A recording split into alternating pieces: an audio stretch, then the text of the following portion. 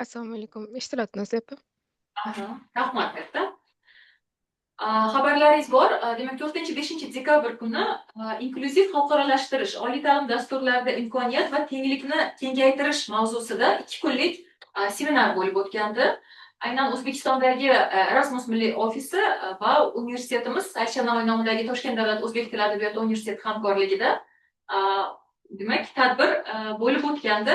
Ko'pgina oliy ta'lim muassasalaridan, demak, universitetimizda shu 2 kun davomida offline darsda qatnashgan ishtirokchilar ham bo'ldi. Ular 30 dan ortiqroq va onlaynda ham qatnasha olgan va nazarimda hozir ham qatnashgan ishtirokchilarning yuzini ko'ryapman.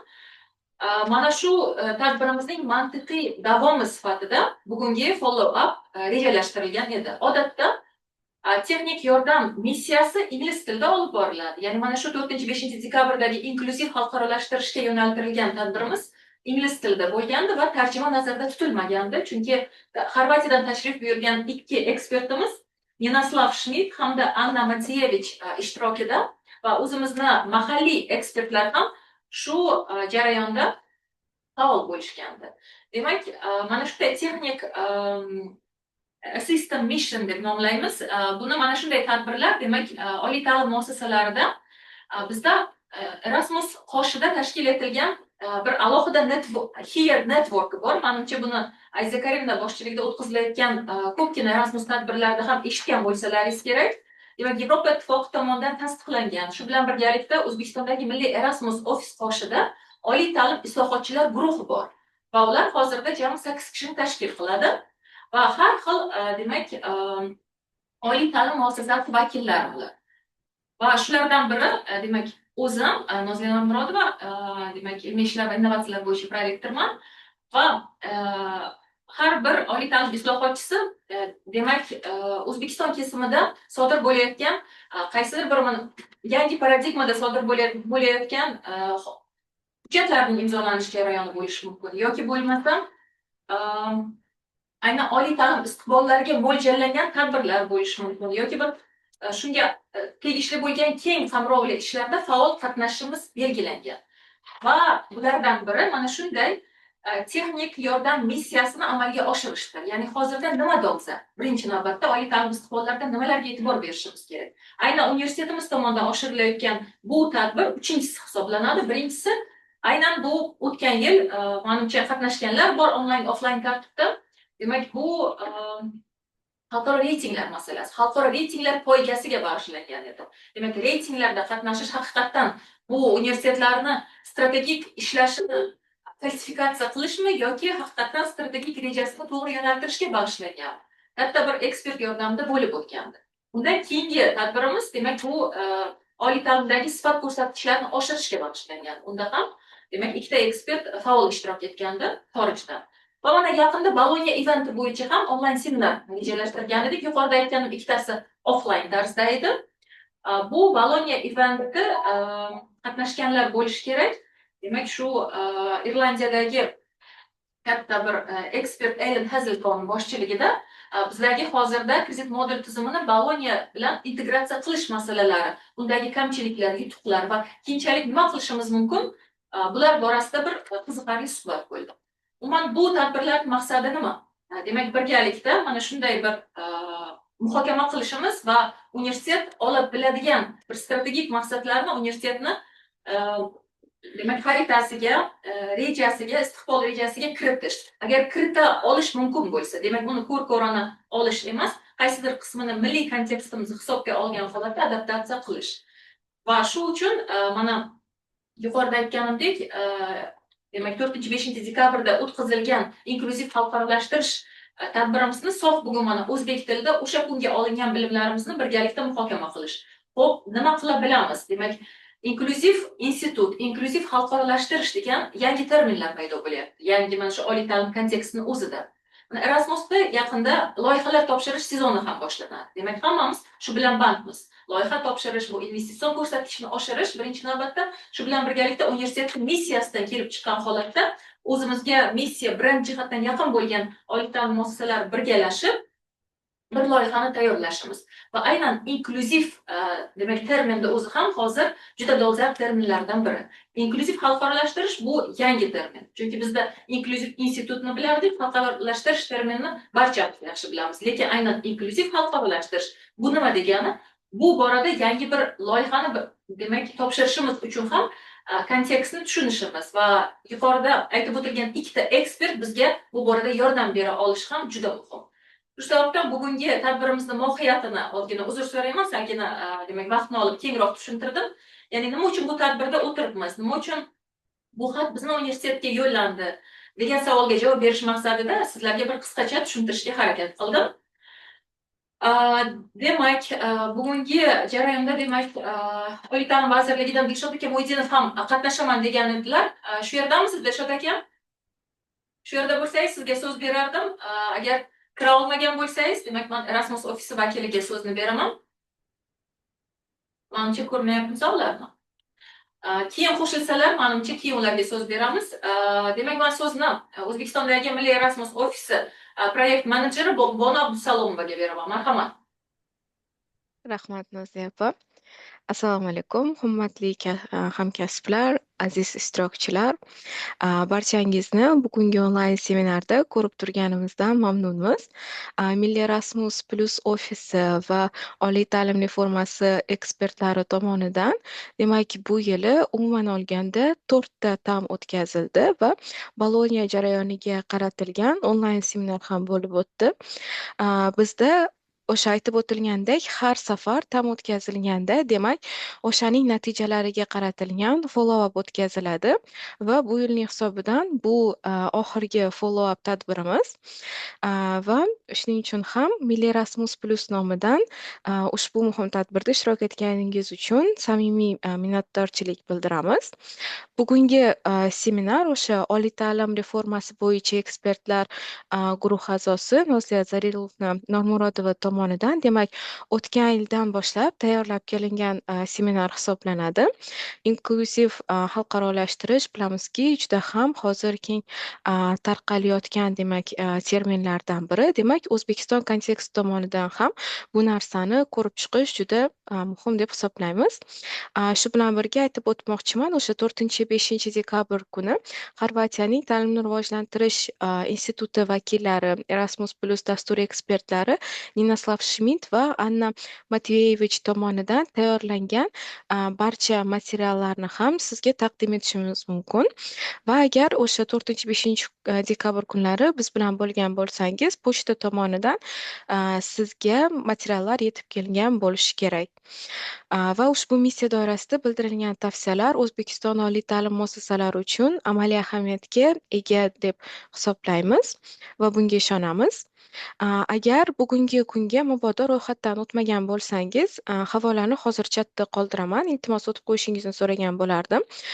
Buning muhim ahamiyati shundaki, bugungi beriladigan barcha materiallarni yig'ib, demak, o'sha ro'yxatdan o'tgan ishtirokchilarga jo'natamiz. Va 2026-yil uchun Erasmus Plus tanlovi fevral oyigacha davom etadi.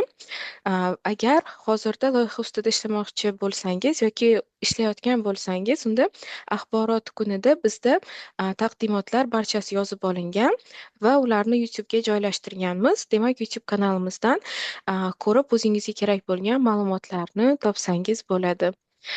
Barchangizga samarali muhokamalar, foydali ma'lumotlar va albatta muvaffaqiyatli seminarni tilaymiz. Rahmat.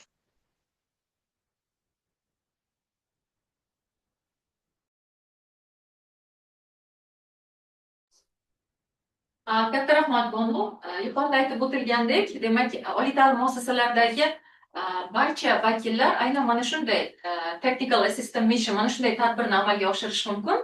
Demak, sizni nazaringizda qaysi mavzu hozir juda aktual? Shu mavzuda qaysi bir ekspertga sizni ehtiyojingiz bor? Universitetingizga tashrif buyurilgan holatda yoki bo'lmasa onlayn tarzda murojaat aynan mana shunday tadbirni amalga oshirish uchun, demak, O'zbekistondagi Milliy Erasmus ofisiga murojaat qilish mumkin. Bu borada ma'lum bir proposal yoziladi, shakli beriladi va tanlov asosida Yevropa Ittifoqiga yuboriladi. Agar bu narsa aktual bo'ladigan bo'lsa, albatta mana shunday tadbir sizning universitet hududida amalga oshirilishi mumkin. Demak, bunda faqatgina oliy ta'lim islohotchilar guruhi emas, barcha ishtirok etishi mumkin. Demak, sizlarda ozgina yana bir tushuncha bo'lish uchun qisqagina bir videomiz bor edi. O'sha kungi seminar jarayonida lavhalar. Shuni hozir birgalikda tomosha qilsak.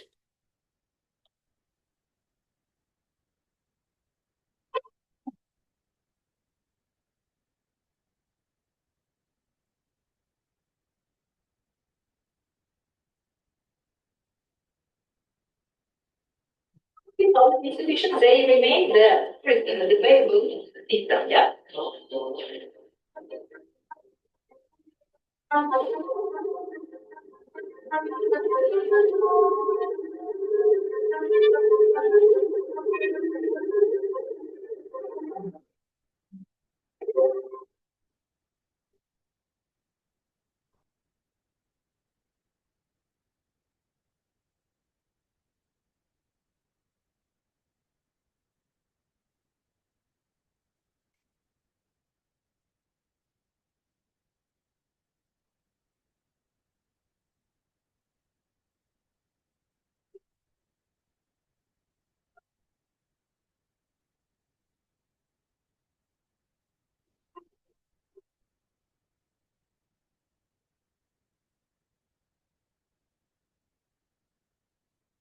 Wave functions and wave the integer.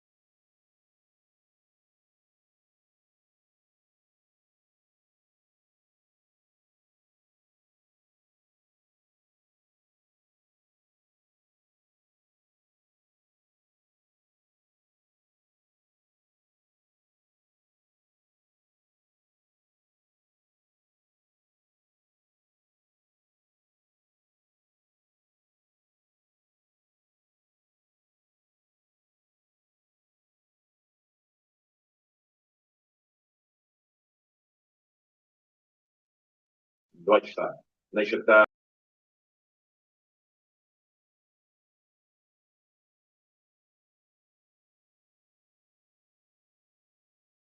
угодно и за очень большие деньги.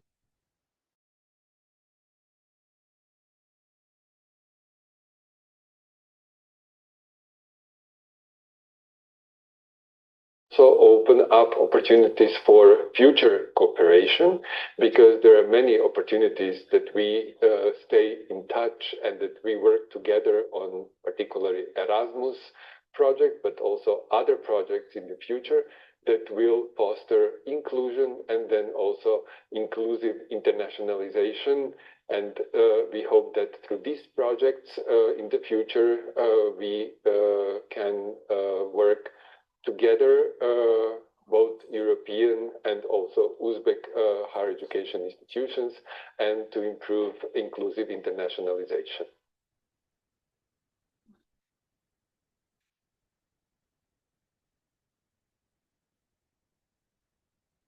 Demak, o'sha kungi tadbirdan ozgina qisqacha lavhalarni ko'rdilaringiz.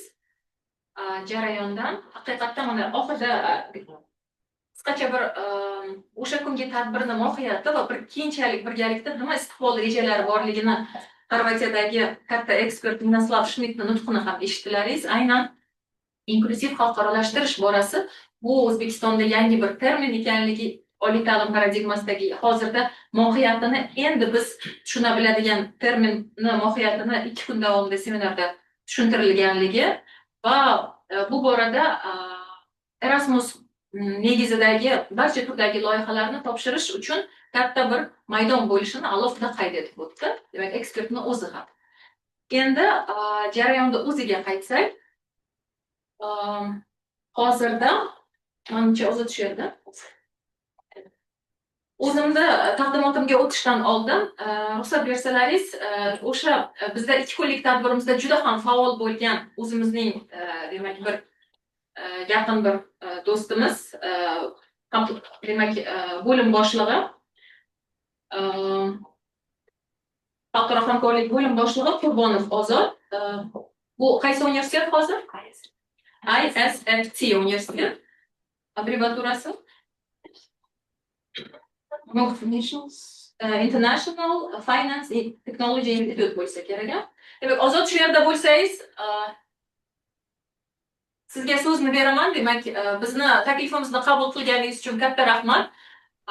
O'zingizni o'sha kungi gaplaringizda ham hozirda xususiy hamda davlat universitetlari o'rtasidagi farq, demak, ishtarak tendensiyalar to'g'risida barchamizda o'zimizning fikrimiz bor. Aynan mana xususiy universitet vakili sifatida o'sha kungi tadbirlarimizda juda faol bo'lib, workshop jarayonida ham universitetlarning strategik rejasida nimaga e'tibor berilishi zarur, xalqarolashtirish bo'yicha universitet yosh bo'lsa-da katta bir tajribaga ega bo'lganligi uchun hammada yaxshi taassurot qoldirgandi va ekspert sifatida ularni ham taklif qilgandik. Ozod, so'z sizga, marhamat. Assalomu alaykum hammaga yana bir bor. Assalomu alaykum hurmatli Alisher Navoiy nomidagi Alisher Navoiy nomidagi O'zbek tili va adabiyoti universiteti vakillari, Nazli opa sizga, Yozod opa sizga, Erasmus ofisi a'zolariga yana bir bor tashakkur. O'sha kungi bo'lib o'tgan tadbirimizdan kelib chiqqan holatda qisqacha universitetimizni xalqarolashuv strategiyasi va oxirgi bir necha yil mobaynida qilingan ishlar to'g'risida prezentatsiya qilgandim. Agar ruxsat bersangiz, o'shani boshqalar bilan bo'lishsam.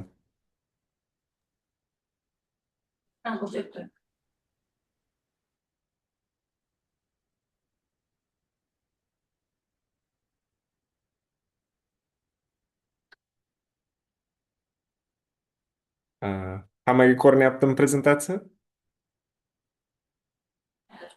Ko'rinyapti. Biz bilamizki, xususiy universitetlar O'zbekistonda davlat universitetlaridan ko'ra nisbatan yaqinroq, aytaylik, o'sha muddat davomida faoliyatlarni yuritib boryapti. O'sha ko'pchilik xususiy universitetlar 2020-2021 yillar mobaynida litsenziya olib o'z faoliyatini boshladilar. Bizda ham xuddi shunaqa bo'lgan. Biz 2021-yilda tashkil topgan universitetimiz. Hozirgi kunda talabalarimiz soni 25 mingdan ortiq. Toshkent shahrida 3 ta, Samarqandda bitta filiallarimiz mavjud. Lekin universitetni xalqarolashuv jarayoni uni o'zini boshlanishidan sal kechroq boshlangan. Ya'ni biz 2023-yilda xalqaro bo'limni tashkil qilganmiz va mana shu, demak, 2025-yil oxiriga qadar, hozirga qadar qilgan ishlarimiz to'g'risida qisqacha, demak, ma'lumot berib o'taman. Shaxsan o'sha bizni universitetda mana shu yillar mobaynida qariyb 30 dan ortiq memorandum va hamkorlik shartnomalari imzolangan. Bular dunyoning turli xil o'sha qit'alarida joylashgan davlatlar bilan demak sodir bo'lgan. Rossiya, Chexiya, Latviya, Qozog'iston, Turkiya, biz ko'proq ishlaydigan davlatlar bular Malayziya va o'sha Xitoy davlatlari. Biz ushbu davlatlar bilan hamkorlik olib borayotganimizda, ya'ni mana shu davlatlarda joylashgan universitetlar bilan ishlayotganimizda bir qancha strategiyalarni dastlab qo'yib, o'sha strategiyalar orqali keyinchalik o'sha memorandumlarni, aytaylik, siyosatlarni yuritamiz. Mana shu aytaylik memorandumdagi siyosatlardan bittasi bu malaka oshirish. 30 dan ortiq bizda o'sha hamkorlik shartnomalari bo'lsa, bular hammasiga biz malaka oshirishni kiritamiz. Chunki biz inklyuziv xalqarolashtirish deganda aytaylik butun bir o'sha universitetga tegishli bo'lgan stakeholderlar, ya'ni manfaatdor shaxslarni nazarda tutishimiz kerak. Mana shu manfaatdor shaxslardan demak bir guruhi bular o'sha o'qituvchi, professorlar va universitetda ishlayotgan xodimlar. Biz oxirgi 2 yil mobaynida bir qancha o'sha o'qituvchi va xodimlarimizni xorijiy universitetlarga, ya'ni hamkorlarimizga malaka oshirish uchun jo'natdik. Bular misol Belorussiya, Malayziya, Qozog'iston va Xitoy davlatlarida bo'lib o'tdi. ko'rib turganingizdek, ma'lum bir yillarda aytaylik, a, xodimlar soni yuqori, ma'lum bir yillarda aytaylik ular nisbatan pastroq bo'lishi mumkin. Bular aytaylik bizni har yilgi qo'yadigan yillik strategiyamizga qarab, biz urg'uni ko'proq professor o'qituvchilarga beramiz. Chunki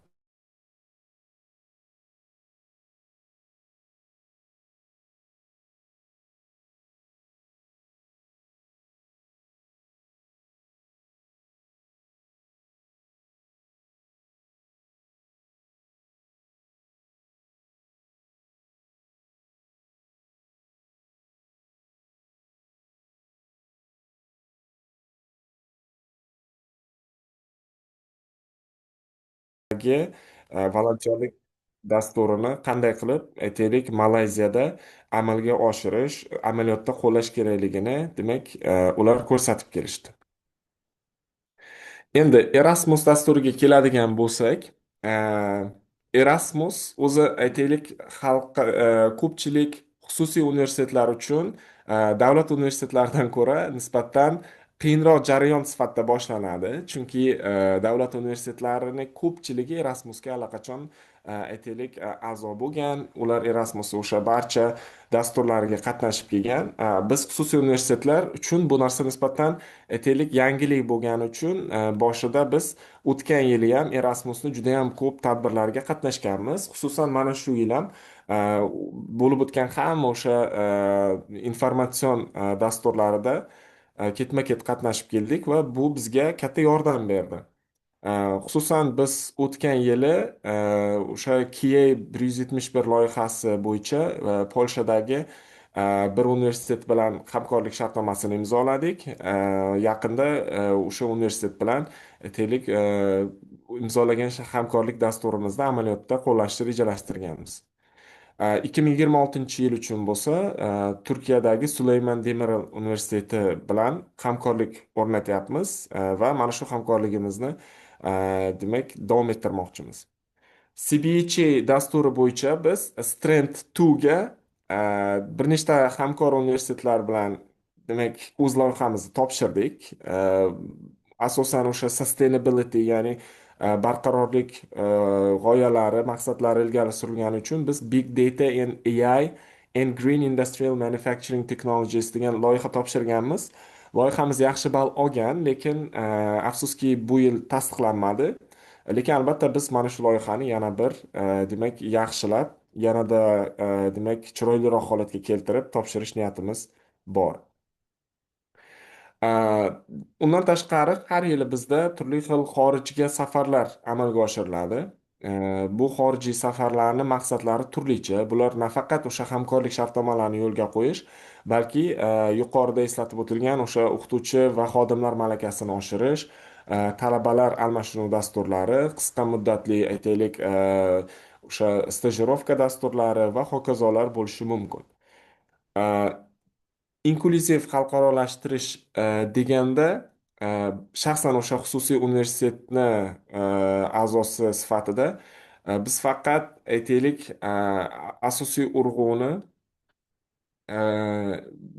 nima deydi, ma'lum bir maqsadda universitetni o'sha foyda ko'rishi, ya'ni moliyaviy jihatdan manfaat topishi uchungina qilmaymiz. Xalqarolashuv bu universitetni o'sha Birlashgan Millatlar Tashkilotini barqarorlik g'oyalari, uni maqsadlarini ham aytaylik amalga oshirish maqsadida bizda qo'llaniladi. Ya'ni talabalar va xodimlar qanchalik xorijiy standartlar va jahonda sodir bo'layotgan o'sha yangiliklardan yaxshiroq xabar topsa, ularni maqsadlari ham ularni ayni paytda olayotgan bilimlari ham shu darajada yaxshilanishiga ishonamiz. Qisqacha mana shu. Agar savollar bo'lsa, bemalol so'rashingiz mumkin. Katta rahmat, Ozod. Demak, mana universitetingiz to'g'risida menda ham bir yetarlicha tasavvur bo'ldi. Men ko'p holatlarda sizda o'zingiz bilan gaplashardim, universitetingizga aloqador bo'lgan ma'lum bir detallarni bildik. Chunki har bir universitet loyiha yozgandami, strategik bir hamkor qidirgandami, detallar juda muhimda. Universitetni missiyasi, universitetda o'zi qanaqa loyihalar topshirilgan, salohiyati nimaga yetadi, shu nuqtai nazarda menimcha hozir mana Erasmus loyihasini yozayotganlar uchun ham bu bir ma'lumot bo'ldi. To'g'ri hamkor topa bilish ham to'g'risi juda muhim. Chunki ko'pgina hamkorlar Erasmus loyihasini yozish davomida ham topshirish jarayonida qaysidir vazifalarni bajarmasligi mumkin. Shu holatda loyiha yutilmaslikka olib kelinadi. Shuning uchun men nazarimda bir-birimizni bilib olganimiz shu nuqtai nazardan juda muhim. Katta rahmat sizga yana bir bor. Demak, Sizga ham kattakon rahmat. Rahmat.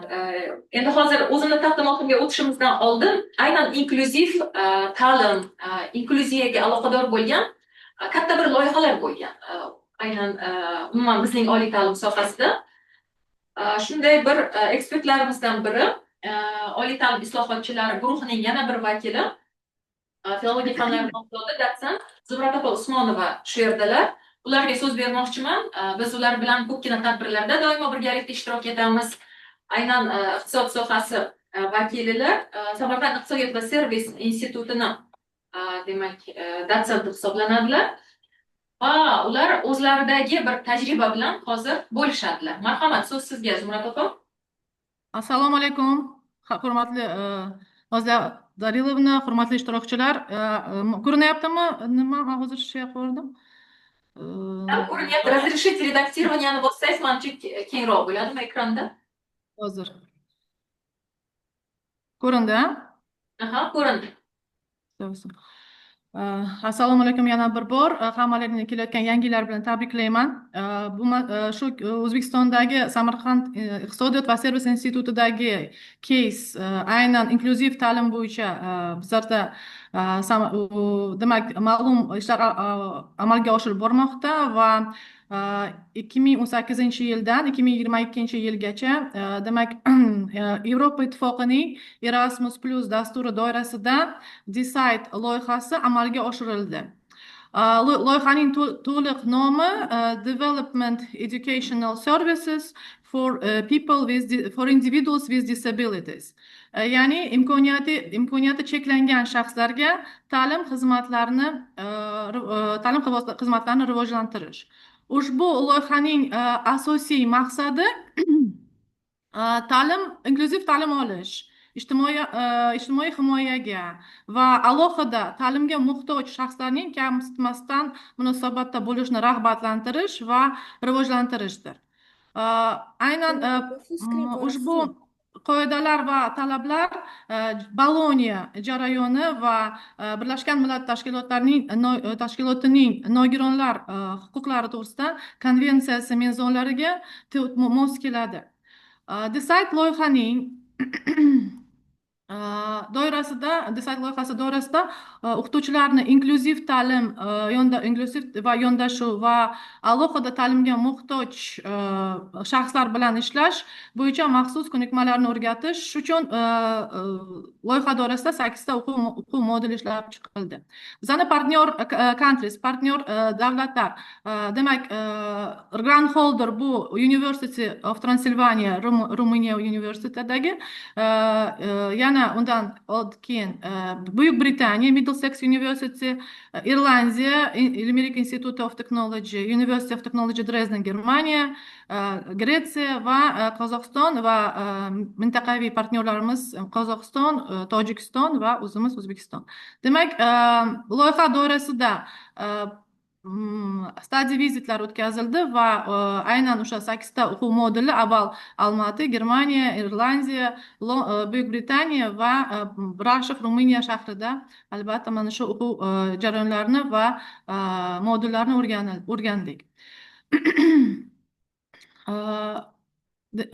Demak, Samarqand iqtisodiyot va servis institutida boshida demak talabalar soni juda ham kam edi. Mana ko'rib turibsizlar, mana shu diagrammada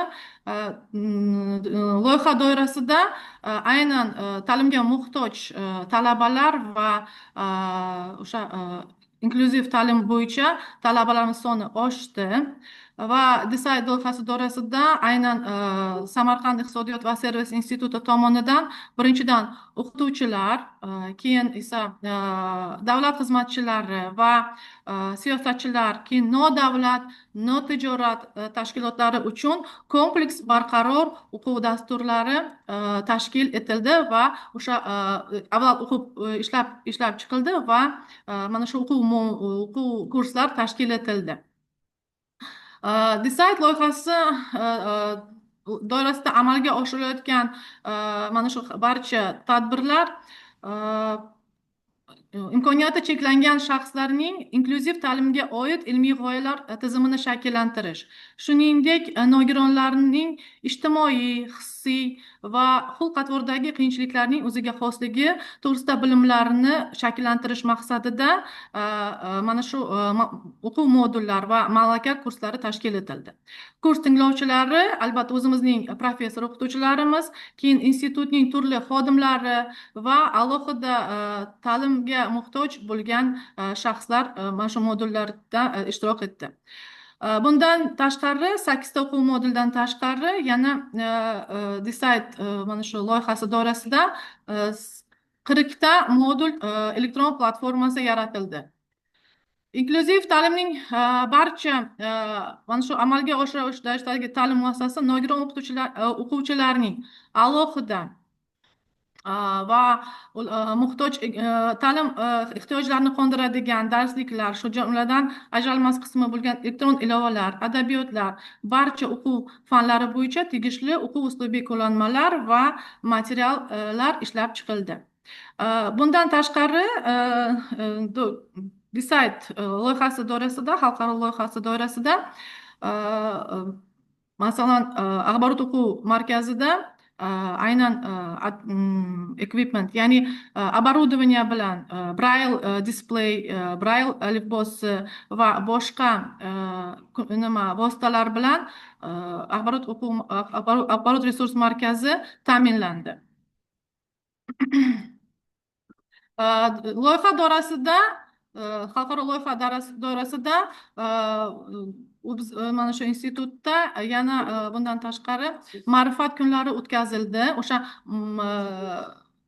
3-dekabr kunlari, albatta bilasizlar, butun jahon tashkilotidan tomonidan va UNESCO tomonidan mana shu kun belgilangan, ya'ni imkoniyati cheklangan shaxslarga ma'rifat National Awareness Day ma'rifat kunlari o'tkazildi. Albatta bu proyekt natijalari juda ham keng tarqatildi va targ'ibot qilindi va shuni aytish kerakki, bunda imkoniyati cheklangan bolalar uchun tahsil olayotgan ta'lim muassasalarining kutubxonasida maxsus ruhiy va korreksion pedagogik ilmiy metodik adabiyotlar, bosma qo'llanmalari va boshqa materiallar chop etildi. Shu jumladan bundan tashqari loyiha doirasida monitoring va piloting, ya'ni mana shu qanday bizlar mana shu loyihani natijalarini amaliyotga tatbiq etdik va qaysi o'quv dasturlariga ularni kiritdik. 2 ta monitoring va 2 ta piloting o'tkazildi va boshqa davlat xodimlari uchun va nodavlat, notijorat tashkilotlari uchun o'quv kurslari va o'quv modullariga o'rgatildi. Va mana shu xalqaro dasturning eng katta natijasi bu Decide platformasini yaratish bo'ldi. Demak, Decide platformasida barcha ishlab chiqilgan 8 ta, keyin esa 40 ta o'quv moduli joylashtirildi. Mana ko'rib turibsizlar. Hozirgacha shu modullarni yuklab olsa bo'ladi. Demak, har bitta partner country o'z o'quv moduliga mas'ul edi va o'sha o'quv modullar barchasi platformaga joylashtirildi. 2022-yilda davlat Decide xalqaro dasturi doirasida yakuniy konferensiya ham Samarqand shahrida bo'lib o'tdi. Demak, Albatta, Decide loyihasi judayam shunday qilib inklyuziv amaliyotni amalga oshirish nuqtai nazaridan turli mamlakatlarning ta'lim tizimlarini tahlil qilish shuni ko'rsatadiki, inklyuziv ta'limni amalga oshirishning majburiy asosi bu zarur huquq va imkoniyatlarni e'lon qilish, shuningdek qonun hujjatlarni bajarilishi ta'minlash mexanizmlaridan iborat. Va barcha mana hozirgi Decide'dagi barcha natijalar mana bu milliy doirasi, milliy darajasida, institutsional darajasida juda ham ko'p natijalarni olib keldi va mana ya'ni bittasi bu o'quv dasturlar, keyingisi liaison officer, ya'ni imkoniyati cheklangan shaxslar bilan alohida ishlaydigan xodim o'sha axborot resurs markazida va ular uchun alohida maxsus xona ajratildi va sentr ochildi, ya'ni imkoniyati cheklangan shaxslar bilan ishlash uchun umuman talabalar, bu talaba bo'ladimi yoki boshqa muhtoj shaxs bo'ladimi, u shu sentrga kelib bemalol o'z bilimini oshirishi mumkin. Va albatta platformani yaratishi institut uchun judayam muhim ahamiyatga ega. Barcha demak bugungi inklyuziv ta'limning dolzarb masalasi barcha uchun ma'qul keladigan ta'lim muassasalariga qulay va uzluksiz ta'lim tizimiga o'tishdan iborat. Barcha talabalar uchun maqbul bo'lgan maqsadlarni qo'ygan holda o'quv jarayonining shakllantirishi, har birini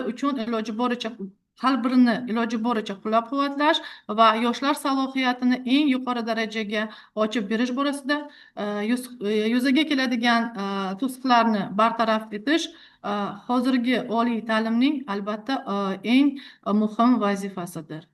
E'tiborlaringiz uchun rahmat. Noziya Zarilovna. Katta rahmat sizga. Demak, shunday tig'iz bir paytda aynan loyihangiz borasidagi qimmatli ma'lumotlarni berganingiz uchun, chunki bu aynan inklyuziyaga aloqador bo'lgan va demak, ko'p mezonlar bo'yicha yuqori ballni olganligi sababli yutilgan loyihalar bilan aynan tanishish o'zim uchun shaxsan, menimcha aynan yig'ilishimizda qatnashadigan boshqa oliy ta'lim muassasasi vakillari uchun ham juda bir muhim bo'ldi ma'lumot. Chunki loyihani shakllantirish davomida o'tgan loyihalarni qaysi mexanizmda amalga oshirilganligi, demak nimaga e'tibor berish kerakligi to'g'risi juda muhim. Shu uchun yana bir bora minnatdorchilik bildiraman Zumrad opa. Katta rahmat. Sog' bo'linglar. Sog' bo'ling. Demak, endi aynan o'zimning taqdimotim bilan bo'lishsam, bugungi jarayonda demak taqdimotlar bilan sizlarga bu yuboriladi yoki Erasmus ofis tomonidan yoki vazirlik tomonidan bu jarayonni ham o'ylab ko'ramiz.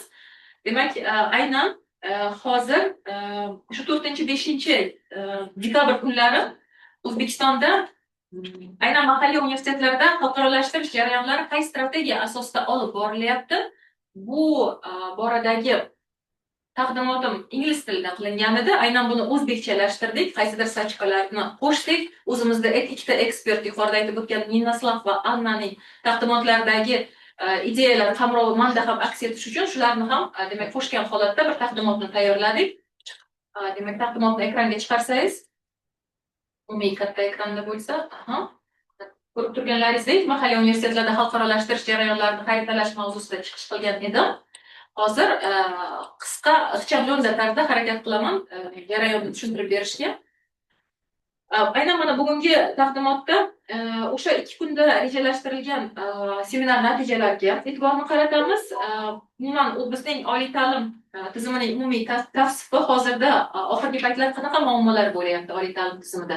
Bu muammolarni qay tarzda birgalikda yechyapmiz? Qanaqa qonun hujjatlari imzolanyapti?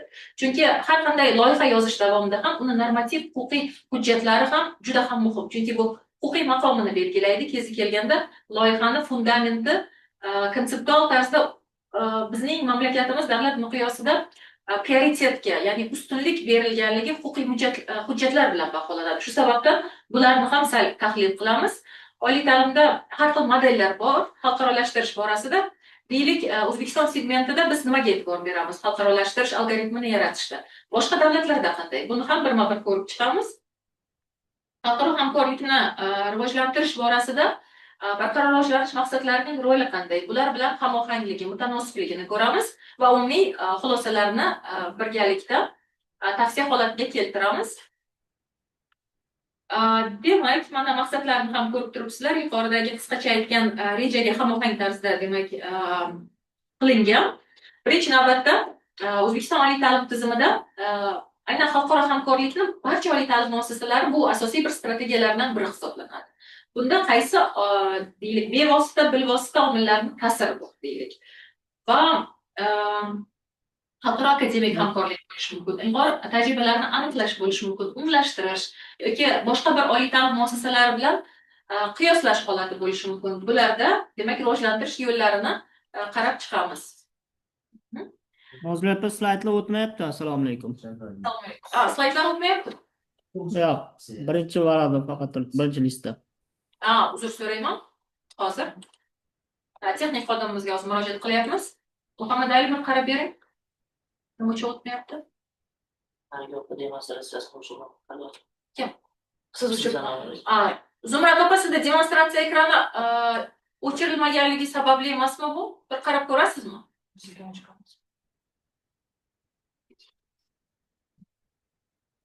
O'zimizdagini yopamiz.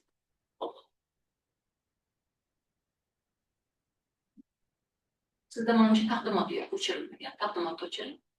Prezentatsiya holatidagi odamlarning familiya ismi bor, uni o'chirish kerak.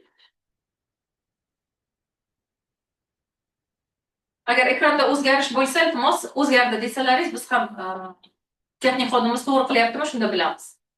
Menda to'g'ri turibdi, to'g'risi.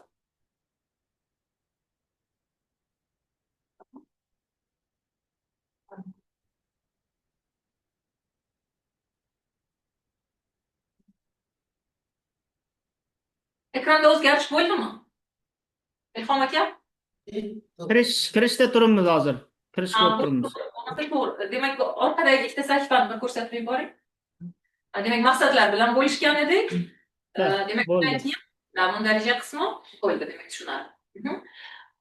Demak, aynan universitetimiz haqida ozgina ma'lumot berish bilan boshlayman. Demak, universitetimizdagi rasm bilan. Demak, universitetimiz mana yuqorida xususiy universitet, Ozodbek o'zlarining universitetlari to'g'risida gapirdi. Bizning universitet endi salgina ko'proq tajribaga ega. Bu universitet bilan taqqoslaganimizda yoshi jihatdan universitetimiz bu yil 10 yoshga to'ladi. 2016-yil demak tashkil etilgan universitetlardan biri hisoblanadi. Asosiy maqsadi hozir universitet nomi o'zbek tili va adabiyoti bo'lganligi sababli ko'pchilik faqatgina o'zbek tili va adabiyoti bu universitetda asosiy bir strategiya, boshqa yo'nalishlar yo'q deb o'ylashi mumkin, chunki nomidan kelib chiqqan holatda. Universitetda demak 15 dan ortiq yo'nalishlar bor, lekin asosiy maqsadi haqiqatdan aynan bizning milliy tilimiz, adabiyotimiz, etnografiya, tarix, antropologiya, umuman междисциplinar, interdisciplinar deymiz. Ko'p sohalar bilan chambarchas bog'liq bo'lgan sohalarda katta bir ishlarni amalga oshiradigan universitetlardan biri hisoblanadi. Shu bilan birgalikda universitetda tarjima yo'nalishi, sotsiologiya yo'nalishi, xalqaro munosabatlar, ijtimoiy ish yo'nalishi, kompyuter lingvistikasi yo'nalishi, psixologiya yo'nalishlari, sotsiologiya yo'nalishlari ham bor. Lekin asosiy bir maqsad sifatida albatta deylik, mana shu o'zbek tili, adabiyoti, etnografiya, antropologiya, tarix nuqtai nazaridan qilinadigan tadqiqotlar va Markaziy Osiyoda xalq universitetlaridan biri deb hisoblasak bo'ladi. Buni oxirgi mana yillarda dunyoning ko'p burchaklarida aynan universitetimiz nomi bilan ochiladigan markazlar misolida ko'rishimiz. Deylik, bu mana Turkiyadagi, Ozarbayjondagi, Qirg'iz Respublikasidagi, Xitoydagi, mana yaqinda Oksfordda o'zbekshunoslik dasturida ham aynan universitetimiz akademik hamkor ekanligi alohida qayd etilganligi to'g'risida bizning o'zimizga ham bu faxr tuyg'usini belgilaydi. Ya'ni o'zbek tilini xorijiy til sifatida o'qitilishda universitet asosiy xalqlardan biri hisoblanadi. Demak, keyingisi va shu bilan bir qatorda barcha oliy ta'lim muassasalari xalqaro reytinglarda faol ishtirok etib kelyapsizlar. Bu universitetning tajribasi, strategik yo'lini belgilashdan qat'iy nazar va hammada o'ziga yarasha juda ham katta va shu bilan birgalikda kichik bir yutuqlar bor. Bizning universitet endi kichik, o'ziga xos kompakt bo'lganligi uchun o'zimizga xos bir yutuqlar ham bor. Bu barqaror rivojlanish maqsadlari nuqtai nazaridan universitet eng yuqori pozitsiyalarda turadi. Buni xalqaro reytinglarni kuzatish davomida ko'rishlaringiz mumkin. Aynan sifatli ta'lim borasida top va gender borasida top kuchli 10 talik va top kuchli 25 talikda universitet oxirgi 3 yillikda liderlik pozitsiyasini hech qaysi oliy ta'lim muassasasiga bermayapti va bu 2000 dan ortiq xalqaro universitetlar, xorij universitetlari qatnashayotgan reytingda universitetni 200-o'ringa chiqishi 5 yil davomida 1000-o'rindan boshlagan bo'lsak, hozirda 201 plus pozitsiyani qayd etishimiz, demak bizni olib borilayotgan ishlar aynan shu borada tizimli, to'g'ri yo'lga qo'yilganligidan darak beradi. Bunda mana o'zimiz tomonidan qilingan qisqa hisobotlar har yili bu xalqaro reyting agentliklariga topshirib boriladi. Buni aynan inklyuziyaga aloqador bo'lgan sahifalarni demak kesib olib ko'rsatyapmiz. Universitetda demak nimalar amalga oshirilgan, inklyuziv xalqarolashtirish borasida umuman imkoniyati cheklangan talabalar, professor o'qituvchilar, tadqiqotchilarga yaratib berilayotgan imkoniyatlar, demak universitetda tizimli yo'lga qo'yilgan barqaror rivojlanish maqsadlari borasida ishlaydigan menimcha xalqaro bo'lim boshliqlari, prorektorlar juda yaxshi bilasizlar. Demak, mana birinchi maqsad know povertydan, keyingisiga ham o'tsak, aynan sifatli ta'lim ko'rsatkichlari borasida ham demak universitetda yaratilayotgan ishlarni mana statistik tahlilda yoki bo'lmasa mana QR kodlar ham berilgan har bir sahifada buni ko'rishlaringiz mumkin. Universitetda web sahifalarida maxsus rukunlarida aynan yaratib berilganligi tizimli ravishda ko'rsatilgan. Ya'ni mana har bir universitet reytingda ishtirok etish chog'ida demak yuqori bir natijani qayd etishni xohlaydi. Bu tabiiy holat. Lekin ko'p holatlarda universitetdagi ma'lum bir professor o'qituvchilarning yutuqlari yoki bo'lmasa universitetdagi yo'nalishlar qaysidir bir reytingda yuqori natijani olish imkonsiz bo'lishi mumkin. Shu sababdan umuman o'zim maslahatim mana ko'pgina ekspertlarni biz taklif etish chog'ida ham ular ham bu narsani bot takrorlashdi. Barcha eng yuqori reytinglarda yuqori natijani olish amri mahol. Shu uchun universitet o'zini bir sohasini rivojlantirib, kichik soha bo'lishi mumkin. Deylik, bu kichik bir yo'nalish bo'lishi mumkin. Deylik, mana har yili 200 dan ortiq Scopus Web of Science bazasida indekslanadigan maqola chiqarish katta bir gigant universitetlarga xos. Ularda kuchli bir salohiyatli olimlar bor, ilmiy tadqiqot institutlari biriktirilgan. Ularda bu ishni amalga oshirish tizimli ravishda mumkin, strategiya to'g'ri yo'lga qo'yilsa. Lekin kichik, yangi yaqinda bir tashkil etilgan yoki bo'lmasa yo'nalishi torroq bo'lgan sohalarda bu qiyinroq. Shu sababdan siz universitetni birinchi navbatda rahbar xodim sifatida, professor o'qituvchi yoki bir bo'limda mutaxassisi, prorektor sifatida ham aynan mana bizni tanlagan yo'limiz hozirda bir katta bo'lmasa-da bir yutuqlarni ko'ryapmiz. Demak, boshida shu 5 yil oldin qilingan strategiyamiz to'g'riligidan darak beradi. Va bu mana shu barqaror rivojlanish maqsadlari reytingidagi tizimli ravishdagi yaxshilanishlar va shu yaxshilanish nafaqatgina bir qog'ozda aks etadi, balki universitetdagi infrastrukturada qilinayotgan ishlar to'g'ri yo'lga chiqarilganligi, deylik, talabalarga yaratilayotgan imkoniyatlar, xalqaro loyiha yozish imkoniyatlari, xalqarolashtirish strategiyalari yuqori bir bosqichga chiqayotganligi, demak, bu reytingda qatnashishimiz haqiqatdan to'g'ri ekanligidan dalolat beradi. Mana biz QS, Times Higher Education, ARVU reytinglarida ham qatnashib kelyapmiz, lekin ularda yuqori ko'rsatkichlarimiz yo'q. Faqatgina mana QSda subject rankingda qatnashdik. Demak, faqatgina shu zamonaviy tillar kesimida. Chunki universitetni qaysidir borada imkoniyatlari keng bo'lsa-da, qaysidir sohada imkoniyatlarimiz cheklangan. Chunki o'qituvchilar sig'imi kam, yo'nalishlarimiz baribir gumanitar sohaga yo'naltirilgan. Shu borada ya'ni xalqaro reyting poygasida qatnashishimiz bir narsani falsifikatsiya qilish to'g'ri natijaga olib kelmaydi. Shu sababdan biz mana shu maxsus reytinglarni tanlab oldik. Va mana natijani, demak, mana shu boradagi ishlarda ko'rish mumkin. Bu ham demak mana fragmentlar hisobotlarimizdan aynan universitetni 3-missiyasi deb ko'p gapiramiz. Ya'ni jamiyatni, davlatni qaysidir bo'g'inida universitet bir kichik bo'lsa-da bir qaysidir tarmog'ini o'zgartirishga xizmat qilishi. Demak, universitetning shu boradagi ishlar. Keyingisi va endi umuman hozir oliy ta'lim paradigmasidagi kalit terminlarga o'tsak, hozir nimalar aktual? Buni endi mana metaforik tarzda chiroyli so'zlar bilan ifodaladik. Demak, bu birinchi navbatda kelajakda aktual bo'ladigan yo'nalishlar bilan hamohang bo'lishi, inklyuziya va tenglik albatta strategik maqsadlarni asosi bo'lishi va global hamkorlik va integratsiya, demak, ya'ni 3 ta bo'g'in hozirda universitetning asosiy ustunlaridan biri hisoblanadi. Keyingisi. Demak, O'zbekiston oliy ta'limni o'ziga xos jihatlari to'g'risida gapirib suhbatlashsak, birinchi navbatda hozirda qamrov juda kengayganligini ko'rishimiz mumkin. Bu keyingi slaydlarimizda ham misollar bilan yana bir bora tushuntiraman. Haqiqatan talabalar soni oqimi kengaymoqda. Shu bilan birgalikda universitetlarning raqami ham, universitetlardagi missiyalar soni ham, islohotlar ham markazlashgan holatda bo'lyapti. Demak, davlatimiz rahbari tomonidan aynan oliy ta'limni rivojlantirishga yo'naltirilgan juda ham ko'p hujjatlar imzolanyapti. Va bu oliy ta'lim innovatsiyalar vazirligimiz tomonidan ham bu demak tashabbus qo'llab-quvvatlanyapti. Ko'pdan ko'p hujjatlar yoki bo'lmasa universitetlarga majburiyatlar yuklanyapti. Demak, biri ikkinchisini mantiqiy davomi sifatida bo'lyapti. Ya'ni sifat oldin deylik, mana reytinglarda oddiy qatnashish davomida ham reytingda qatnashish mohiyatini bilmasdan turib, masalan, boshda qatnashganmiz o'zimiz misolida ham. Lekin bora-bora qatnashish davomida sifat nuqtai nazaridan sifatli ta'lim indikatorini asoslab beradigan jihatdan qatnashish to'g'risi bizni ham masalan asosiy maqsadlarimizdan biri bo'ldi. Xuddi shunday boshqa universitetlarda mening nazarimda ham, chunki qatnashish bilan bir qatorda bir o'zgarish ham bo'lishi kerak-ku universitetda. Ya'ni nafaqat bu o'rin olish, balki shuni ta'sir sifatida o'zgarish bo'lishi bu juda ham muhim. Va mana shu markazlashgan islohotlar o'z-o'zidan sifat kafolatiga o'tishni ta'minladi va biri ikkinchisini taqozo etdi.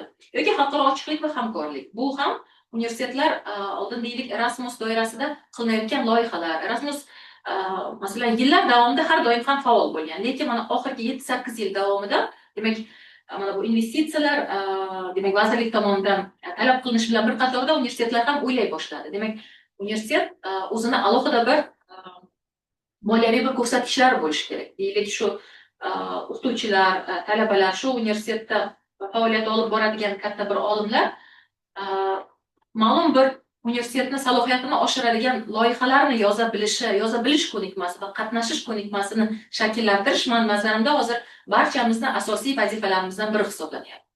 Chunki deylik loyiha yoza biladigan 7-8 ta 5 ta odam borligi bitta masala.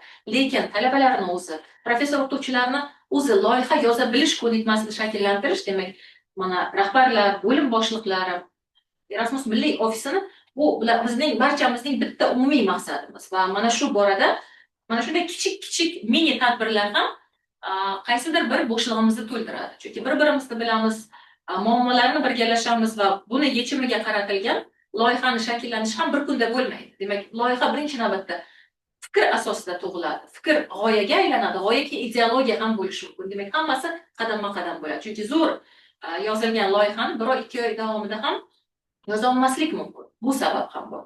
Shu sababdan demak mana shu narsalar juda muhim.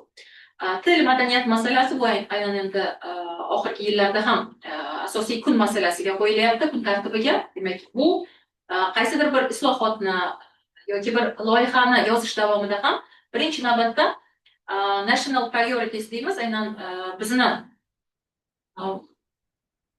oliy ta'lim sohasida, umuman universitet sohasidagi ustunliklarimiz hisobga olinishi zarur. Bu borada til va madaniyat juda ham muhim. Endi raqamli integratsiya, digital transformation degan terminlar juda ko'p ishlatyapmiz.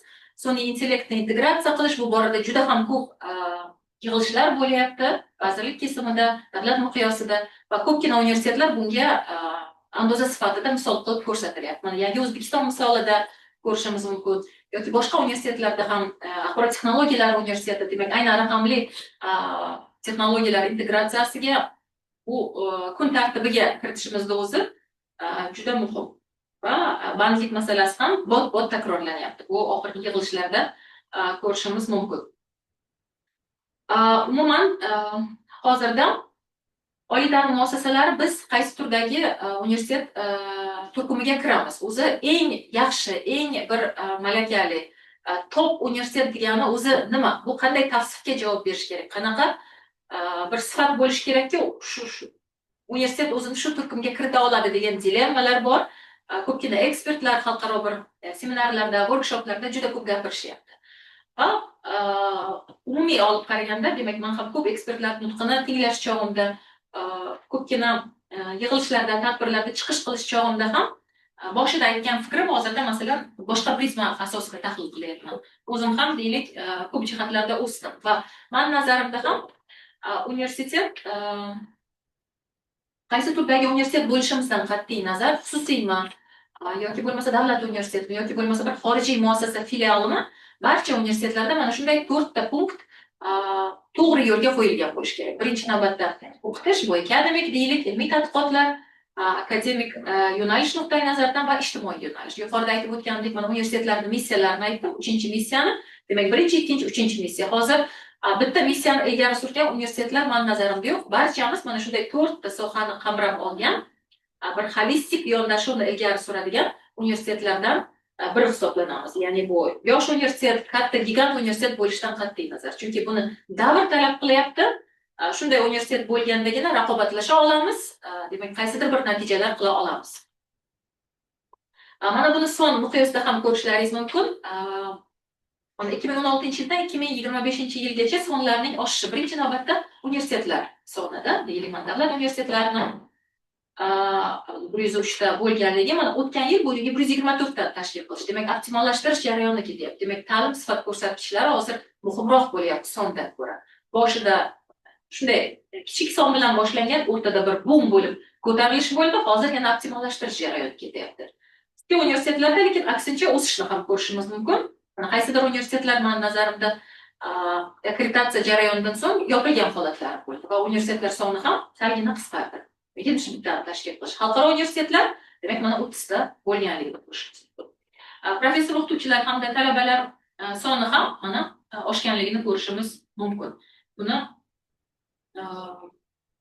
son miqyosida mumkin va shu bilan birgalikda oliy ta'lim sektorida xalqaro akkreditatsiya jarayoniga ham mana misol hozirda mana 2023-yil, demak, 21 ta oliy ta'lim muassasasi aynan xalqarolashtirish strategiyani asosiy bir muhim indikatorlardan biri akkreditatsiyadan 6 ta oliy ta'lim muassasasi o'tgan bo'lsa, o'tgan yil demak 10 ta oliy ta'lim muassasasi, lekin ta'lim dasturlari soni oshganligini ko'rishimiz mumkin. Bu 42 ta. 2025-yil, demak, 1-oktyabrgacha ma'lumotni olgandim. Demak, bunda 7 ta oliy ta'lim muassasasi, 23 ta demak ta'lim dasturi akkreditatsiyadan o'tganligini ko'rishimiz mumkin. Demak, bu barcha menimcha oliy ta'lim muassasalarining oldiga hozir qo'yilgan maqsadlardan biri. Keyingi yil, undan keyingi yillar bu men aniq bilaman, bu son oshadi. Oliy ta'lim muassasalar miqdori nuqtai nazaridan ham va ta'lim dasturlar qamrovi nuqtai nazaridan ham.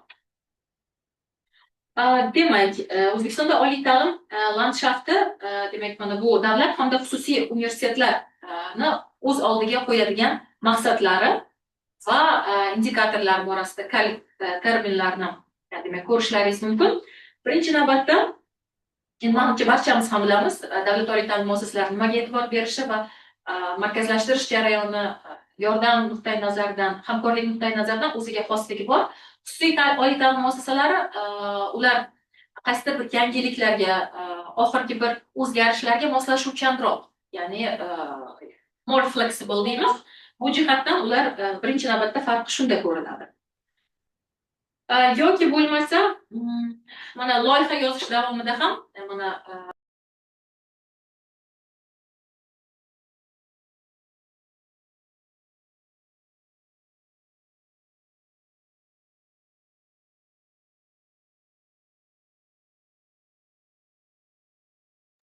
uzr so'rayman, orada bir menimcha bir uzilish bo'ldi shekilli, menimcha tushunmay qoldim. Taqdimot ko'rinib, ovozim eshitilyapti.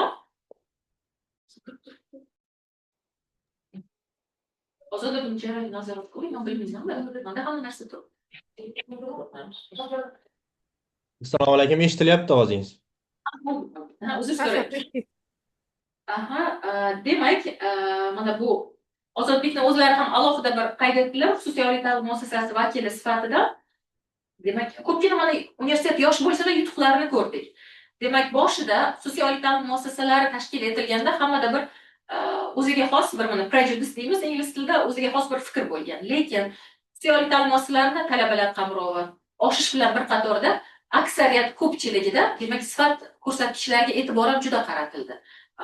Deylik, xorijlik professorlarni ishga olish jarayoni, har qanday professor o'qituvchini ishga olmaslik, ya'ni ularda ham filtrovka jarayonlari boshlandi oxirgi 2 yilda. Boshida deylik shu narsaga e'tibor berilmagan bo'lsa, hozirda shu jarayonga e'tibor berib, universitetning infrastrukturasini, xalqaralashtirish strategiyalarini, umuman nafaqat loyiha yozish, nafaqat reytingda ishtirok etish, balki universitetning imidjini yaxshilash borasida to'g'ri strategik ishlar amalga oshirilyapti.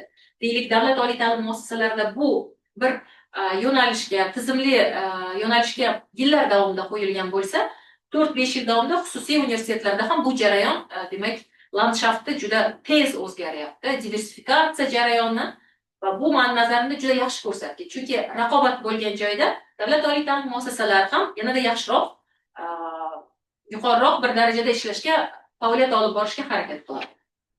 Keyingisi, mana bu taqdimotda aynan oliy ta'lim muassasasida oxirgi 6-7 yil davomida bizda mavjud bo'lgan muammolar ko'rsatilgan va bu muammolarni biz qaysi hujjatlar, prezidentimiz qaysi farmonlari asosida bir ma'lum bir yo'nalish berildi va bu qaysi natijalarga olib keladi. Demak, mana shu narsalar ham yuqorida aytib o'tdim-ku, loyihani yozish davomida huquqiy normativ baza ham juda ham muhim va bu narsani bilish uchun вообще umuman deylik, oliy ta'lim sohasida istiqbol rejalari, muammolarini tushuna bilsakkina loyiha to'g'ri yoziladi va mana shunday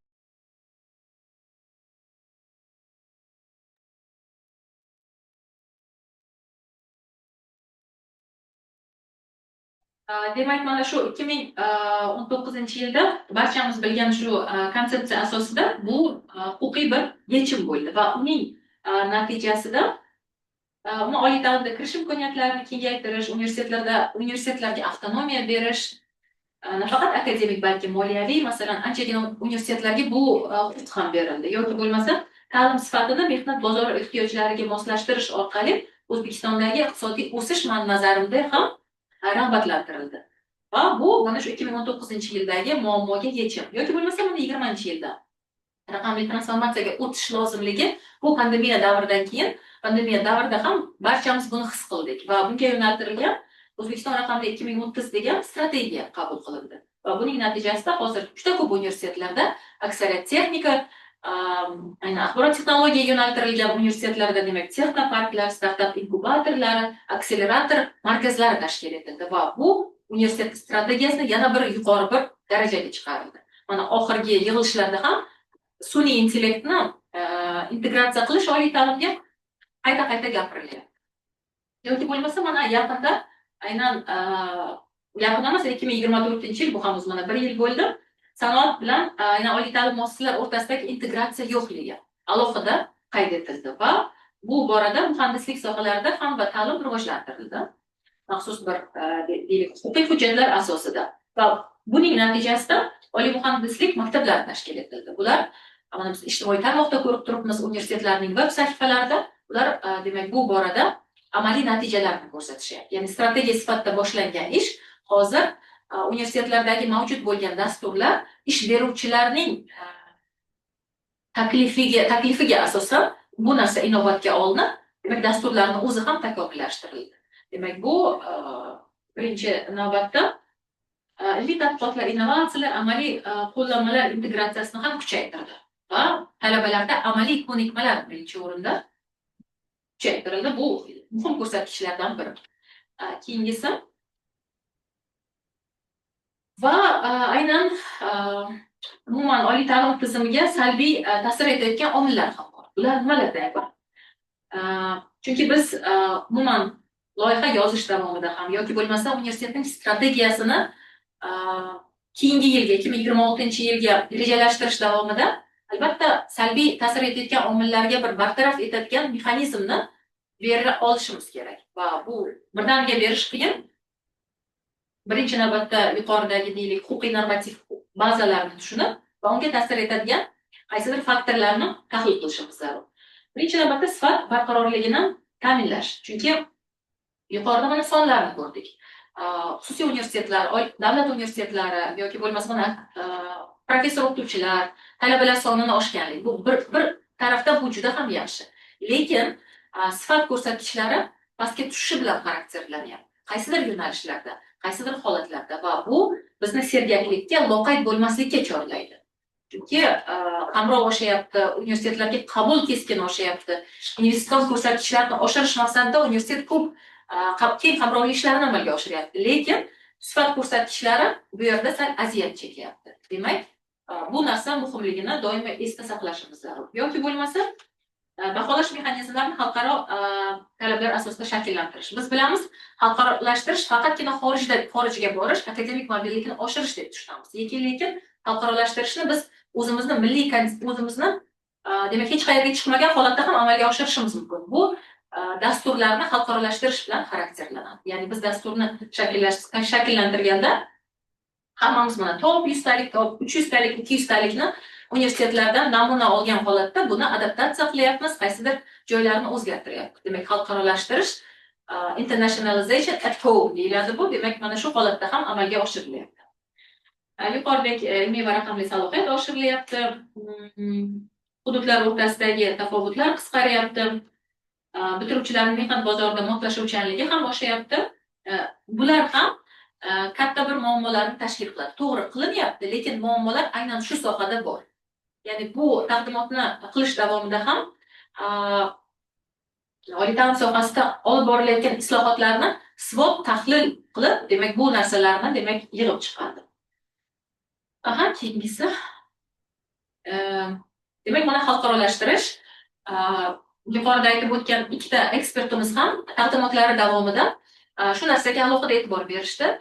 Demak, comprehensive internationalization deyildi, ya'ni bu murakkab xalqarolashtirishni, kompleks xalqarolashtirishni biz hozir kompleks deb nomladik. Kompleks xalqarolashtirish universitetning strategiyalaridan biri bo'lishi kerak. Oddiy xalqarolashtirish emas. Bunda mana tavsifini ham ko'rib turibsizlar slaydda.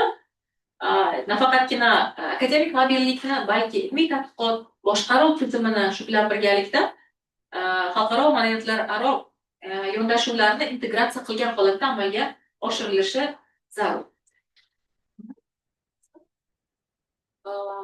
Demak, taqdimot boshida ham aytib o'tgandim, demak, har bir davlatni xalqarolashtirish o'zini modeli bor. Demak, xalqarolashtirish deganda birinchi navbatda kalit terminlar bilan birgalikda buni mexanizmi bor. Mana oddiy Indiya misolida, Indiya adashmasam bu taklif va talab o'rtasidagi nomutanosiblikni bartaraf etish, ta'lim va o'qitish sifatining pastligini tuzatish, ilmiy tadqiqotlar va innovatsiyalarni jadallashtirish, talabalarni global mehnat bozorida raqobatbardosh bo'lishga tayyorlash hamda ta'lim muassasalarining xalqaro va milliy miqyosdagi nufuzini oshirish vositasi ekan. Ya'ni ular shunday belgilagan o'zini modeli. Demak, mana keyingi davlat yordamiga o'tsak, iqtisodiy rivojlanish ehtiyojlari hamda hukumatning keng doiradagi savdo hamkorlari bilan mamlakatning siyosiy va iqtisodiy aloqalarini mustahkamlashga bo'lgan intilishi bilan rag'batlantirilgan. Demak, Yaponiyada esa talabalar mobilligi, ta'limiy hamkorliklar va xalqaro reytinglarga alohida e'tibor qaratilgan. Aynan o'zimizning kontekstga qarasak, birinchi navbatda mana xalqarolashtirish deganda ta'lim sifatini oshirish. Demak, bu asosiy strategiyalardan biri.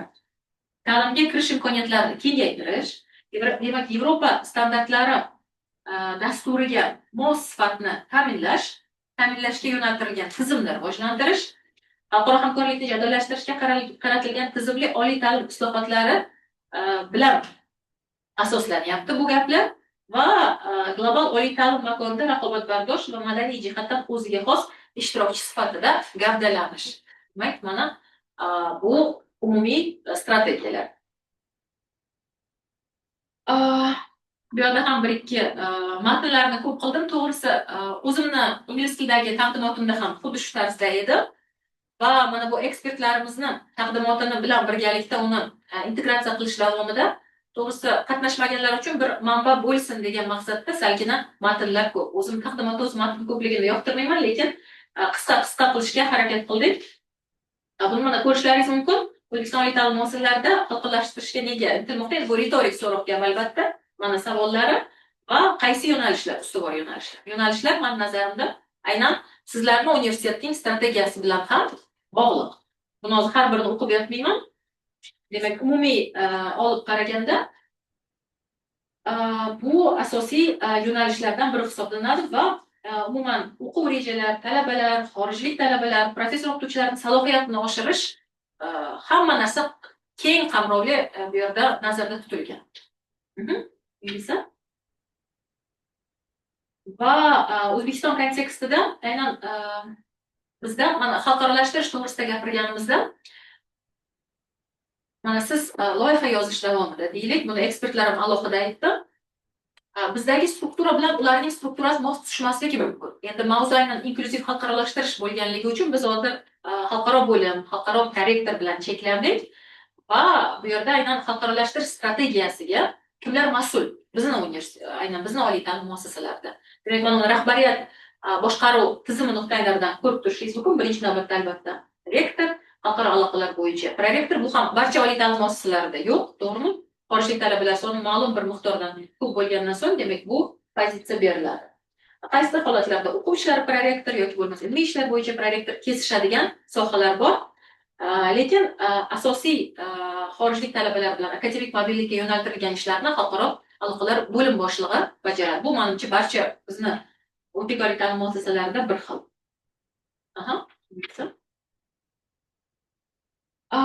Demak, bunda aynan O'zbekiston shu paytgacha demak qaysi xorij davlatlari bilan endi oliy ta'lim muassasalari demak bu negizi nuqtai nazaridan qaysi davlatlar bilan hamkorlik ko'p amalga oshirilgan va istiqbol rejasi sifatida kimlar bilan rejalashtirilgan ikkita ustunda ko'rishimiz mumkin.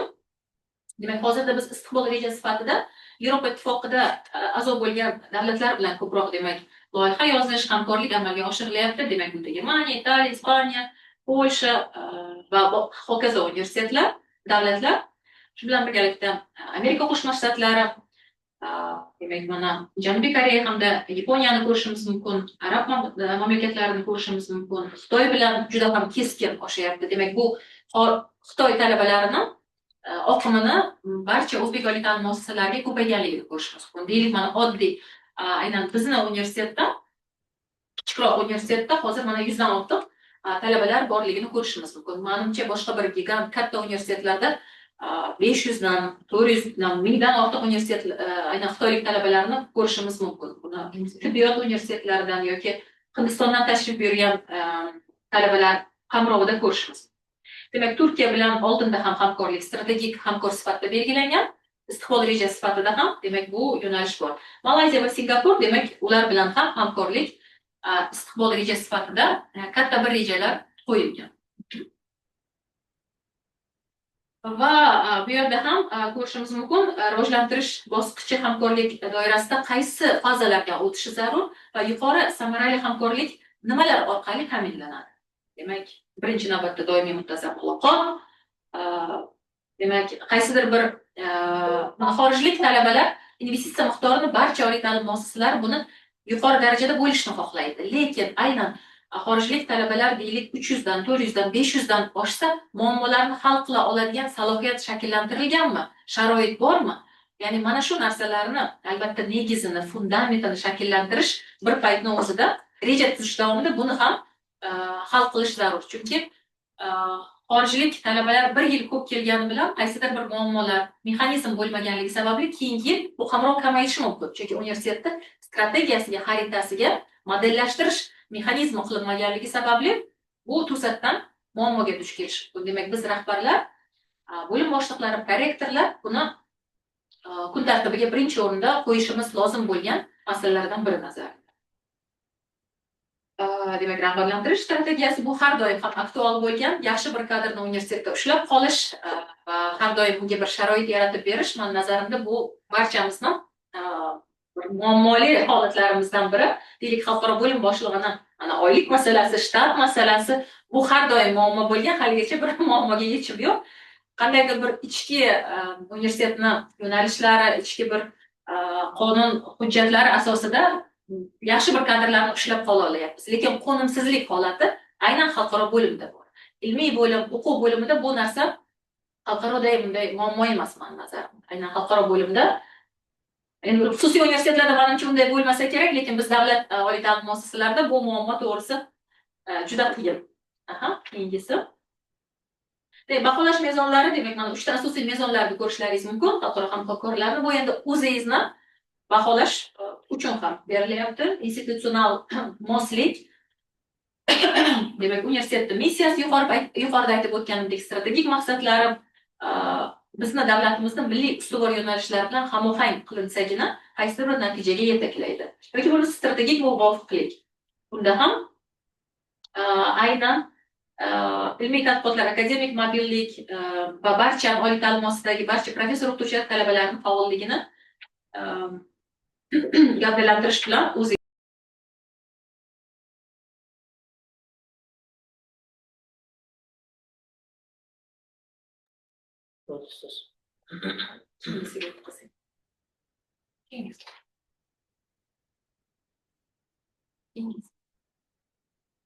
demak, mana akademik mobillikni ham ko'rishimiz mumkin. Demak, biz aynan xorijga yuboradigan va aynan bizga tashrif buyuradigan talabalar, professor o'qituvchilar miqdorida. Demak, bular birinchi navbatda xorijiy ta'lim dasturlari to'liq xalqaralashganligi bilan xarakterlanyapti. Amaliyot va xizmat tajribalari bilan ham shu bilan bir qatorda xorijda o'qish imkoniyati yaratilyapti. Va virtual almashinuv degan bir termin bor. Buni ingliz tilida COIL deymiz. Collaborative Online Learning degani. Bu o'zbek milliy kontekstda yangiroq termin, lekin aynan qaysidir bir keng qamrovdagi talabalar, professor o'qituvchilarini, deylik, Avstraliyaga yoki bo'lmasa Amerika Qo'shma Shtatlari, uzoq bir hudud borish, loyiha yutish imkoniyati cheklangan bir davlatlar bilan, oliy ta'lim muassasalari bilan dastlabki qadam sifatida aynan COIL dasturini birgalikda boshlash bu yaxshi bir tajribalardan biri. Chunki mana masalan Amerika Qo'shma Shtatlarining o'zida sizni yo'nalishingizga mos universitet bilan hamkorlikni boshlasangiz, COIL dasturi amalda mexanizmi yo'lga qo'yilsa, ularni universitetlar va Amerika Qo'shma Shtatlarining o'zida juda ham katta bir fond bor. COILni ya'ni borish, akademik almashinuvni amaliyotda yo'lga qo'yadigan va shu bilan birgalikda yangi bir dasturni ta'lim jarayoniga integratsiya qilishga yo'naltiriladigan. Shu sababdan umuman taqdimotdan so'ng bir hamma narsani tahlil qilish chog'ingizda shu COIL dasturini o'rganishni tavsiya qilardim va Amerika Qo'shma Shtatlari bilan hamkorlik qilishni boshlamoqchi bo'lsangiz, shu dastur bilan boshlasangiz, demak, jarayon to'g'risi yengilroq kechadi. Bu o'zimizdan aynan tajriba misolidir. Keyingisi demak, akademik mobillik bu endi umumiy gaplar, to'g'risi yuqorida aytib o'tgan gaplarim bilan hamohang. Va mana yuqorida aytib o'tgandek COIL dasturini qisqacha bir nima ekanligi, demak, buni skrin qilib olsalaringiz ham bo'ladi. Virtual almashinuv va yuqorida aytib o'tgandek dunyoning turli universitetlariga bilan ishlash imkoniyatiga ega bo'lamiz. Va bu moliyaviy jihatdan birinchi navbatda tejamkorlik bilan xarakterlanadi. Bu yerda ham mana aynan COIL dasturini amalga oshirgan bir universitetning platformasidan skrin olingan. Demak, qay tarzda bu ishlashi. Demak, bir paytning o'zida ikkita oliy ta'lim muassasasidan bitta fan doirasida ma'ruza amalga oshirilishi va bu ma'ruza maxsus platformada ham aks etishi, buni maxsus rubrikalari ham bo'lishi bilan o'ziga xos. Demak, buni birdaniga amalga oshirish qiyin. Kamida 6 oy, ko'pi bilan bir 9 oyni vaqt ketishi mumkin. Chunki birinchi navbatda fan tanlanadi, keyin dastur, kurikulum moslanadi, keyin raqamli texnologiyalar jihatdan moslashish jarayoni bor. Lekin juda ham istiqbolli rejalardan biri. Va mana Bologna jarayoni Yevropa oliy ta'lim makoni bo'yicha mana slayd keldi. Menimcha Bologna tizimi to'g'risida barchalaringizda ma'lumot bor. Bu nima ekanligi, 1999-yilda qabul qilingan umumiy qisqacha bir tavsifi bor. Aynan Bologna tizimidagi holistik yondashuv borasida bundan bir 2 hafta oldin yuqorida boshida ham aytib o'tdim. Bitta ekspertimiz Ellen Hazelcorn bilan 3 soatlik, 2 soat, 2,5 soatlik, 2,5 soatga mo'ljallangan bir seminarimiz bo'lib o'tgandi va bunda ko'pgina oliy ta'lim muassasalari ham faol ishtirok etdi. Demak, biz mana bu Armaniston, Ozarbayjon, Qozog'iston, aynan shu Turkiya ham mazkur jarayonda faol ishtirokchisi hisoblanadi. Demak, mana Qirg'iz Respublikasi, biz Turkmaniston bu jarayonda rasmiy ishtirokchisi hisoblanmaymiz, lekin Bologna jarayonining ko'pgina elementlarini biz integratsiya qilib bo'ldik oliy ta'lim sohasini o'ziga. Birinchi navbatda mana Haymis platformasini o'zidagi juda ham bir ko'p funksiyali rubrikalar bilan xarakterlanadi. Kredit modulga o'tganligimiz. Aynan mana shu ekspertimizni o'zi Ellinda o'zi Haymes tizimimizni tahlil qilib bergandi. Uni o'ziga xos plus tomonlari va qaysi tomonlari yana bir bora rivojlantirilishi zarur. Umuman Bologna tizimini bizni standartlarimizga joriy qilish hozirda kerakmi yo'qmi? Kerak bo'lganda mexanizmi qanday bo'ladi? Shu borada fikrlar bildirilgandi. Va mana hozir ko'rishlaringiz mumkin, Bologna jarayonida 47 ta davlat demak bu jarayonda faol ishtirokchi hisoblanadi va ko'pgina dasturlarni amalga oshirmoqda.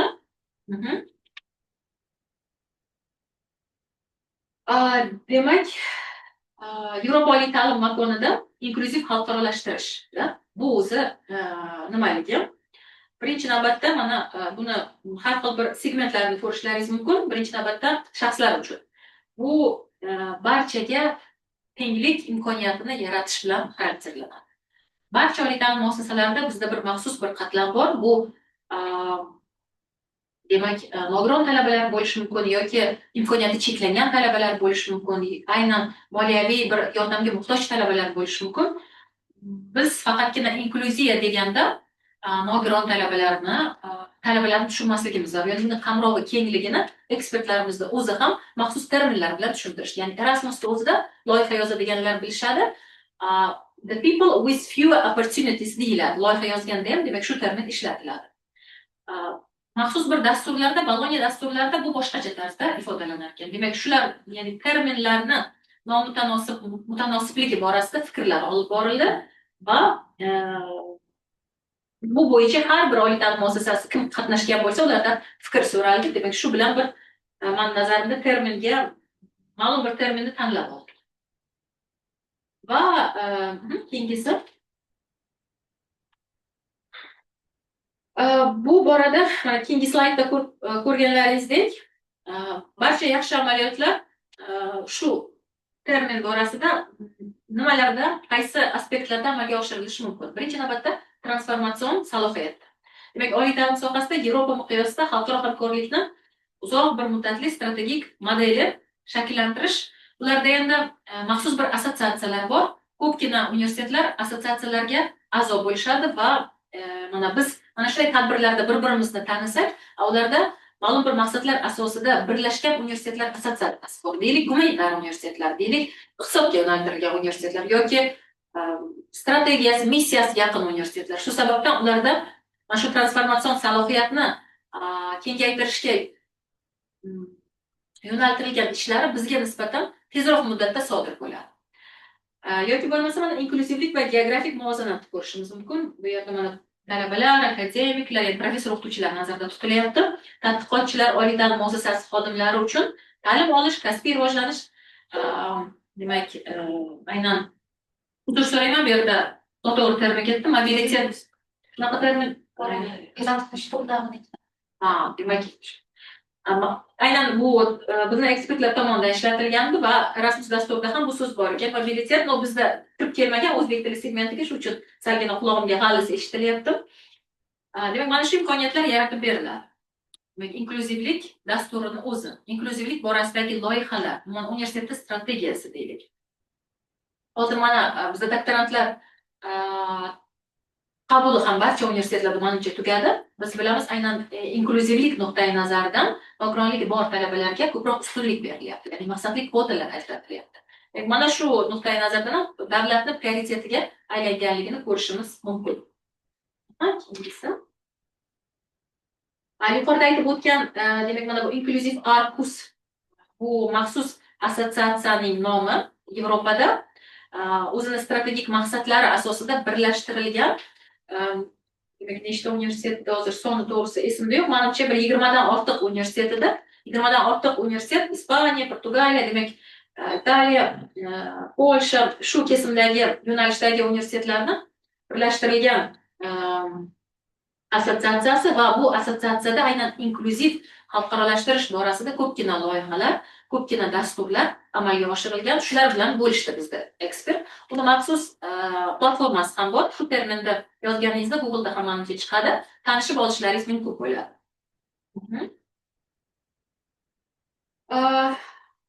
Demak, ko'rishlaringiz mumkin. Umumiy to'g'risi ko'p gapirdim. Men nazarimda balki savollar bo'lsa, savollarga javob beraman.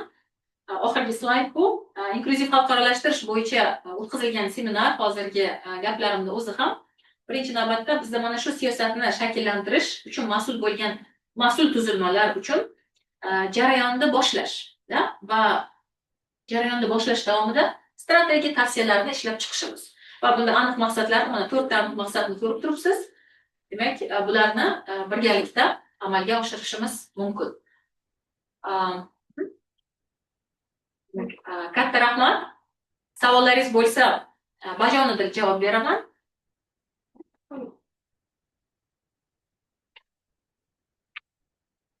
Biror tavsiyalar bo'lishi mumkin, biror fikr kelgan bo'lishi mumkin. Sizlarning o'zlaringizda ham buni ham birgalikda bemalol fikr bildirishlaringiz mumkin. Chunki mana shunday kichik seminarlarni onlayn tarzda bu 3-chi seminar o'tkazishimiz, offlayn tarzda, demak, mana bugun bitta shunday 2 kunlik seminar o'tkazdik. Bularda amaliy natija qachon bo'ladi? Demak, biz fikr bildirsak, ma'lum bir loyihani yozish davomida bir-birimizga murojaat qilsak, ya'ni hamkorlik ochiq bo'lishi kerak-da, nafaqatgina hujjatda, balki mana shunday kichik tadbirlar, mana hozir 1,5 soat o'tiryapmiz. Sizlarning ham vaqtingiz ketyapti, hamma hozir yangi yil shukuhi bilan to'g'risi ishni yakunlash bilan band. Barcha oliy ta'lim muassasalari, shu sababdan biror fikrlaringiz bo'lsa, bemalol bildirishlaringiz mumkin. Demak, sizlarning ham vaqtlaringizni bejiz olmaganligimizni bu bir ko'rsatkichi bo'ladi, to'g'risi. Chunki yangi yil oldi ko'pchilikka ham yoqmaydi seminarda o'tirishni, fikr bildirish va ho'kazon.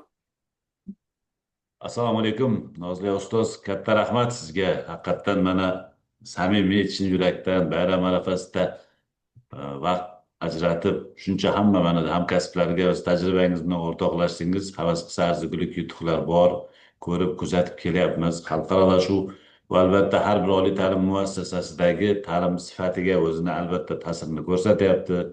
Xorijiy talabalarning jalb qilinishi, xorijiy professor o'qituvchilarning kelishi, bu ham reytingda o'rnimizga ta'sir qilayotgan bo'lsa, shu bilan birga o'zim kuzataman. Mana bizni dars berayotgan til sohasida siz bilan bizda ayniqsa native speakerlarni bo'lishi, tilni yaxshilanishiga, подтянуться deydi-ku ruscha aytganda, o'qituvchilarimizni o'z ustida ishlashiga juda ham haqiqiy ta'sirini ko'rsatayotganini guvohi bo'lyapmiz. Shu bilan birga xorijiy talabalar bizni talabalar bilan birga o'qib, bunga ham o'zaro ham tajriba almashyapti, ham yutuqlar katta bo'lyapti. Rahmat kattakon sizga. Albatta bu loyihalarni yozishda siz tavsiyalarimiz hammamizga o'zini foydasi tegadi. Menda bitta savol bor edi, mana xalqaro tadqiqotchilarni jalb qilish haqida gapirdingiz. Buni qanday rasmiylashtiryapsizlar? Ular doktoranturaga, biza hozir yo'li sal qiyinroq bo'ldi, mustaqil tadqiqotchilikka olyapmiz ularni. Mana shu holat sizlarda qanday yo'lga qo'yilgan, to'lov qanday, hujjatlarni rasmiylashtirish qanday bo'lyapti? Shu haqida fikr ayta olasizmi? Rahmat. Rahmat, Abdurahim aka Abdumalikovich. Jahon tillari universiteti ham hozirda ko'pgina xalqaro reytinglarda faol ishtirok etyapti. Yutuqlarni biz ham ko'rib boryapmiz. Mana bu savolingiz borasida, aynan xorijlik tadqiqotchilar bizda hozir aksariyat Afg'onistondan tashrif buyurgan, demak, tadqiqotchilar Xitoydan va Hindistondan tashrif buyurgan tadqiqotchilar hozir 20 dan oshdi. Biz ham ularni boshida suhbat asosida qabul qildik. Va magistratura diplomlarini hozir ulardan talab qilyapmiz, chunki platformaga yuklashimiz zarur status bo'lishi uchun, ya'ni bizni talabamiz, tadqiqotchimiz huquqiy maqomini olish uchun birinchi navbatda biz bilgan o'sha platforma bor, Daraja Uz degan, mana shu yerga barcha tadqiqotchilarimizni hujjatlarini yuklaganimizdan so'ng ularga bir rasmiy bizni xorijlik tadqiqotchimiz degan bir maqomni bera olamiz. To'lov masalasi bu universitetni deylik individual yo'nalishlaridan kelib chiqqan holatda belgilanadi. Aynan bizni universitet kesimida demak bu 1,5 mingdan 2,000 gacha, $2,000 belgilangan. Lekin bu universitetdagi yo'nalish professor qaysi mana bizda deylik matnshunoslik yo'nalishi tor yo'nalish. Unga mos bir mas'ul katta bir olimni belgilashimiz qiyin, chunki yo'lda eski o'zbek adabiy tili bilan ishlashi bor.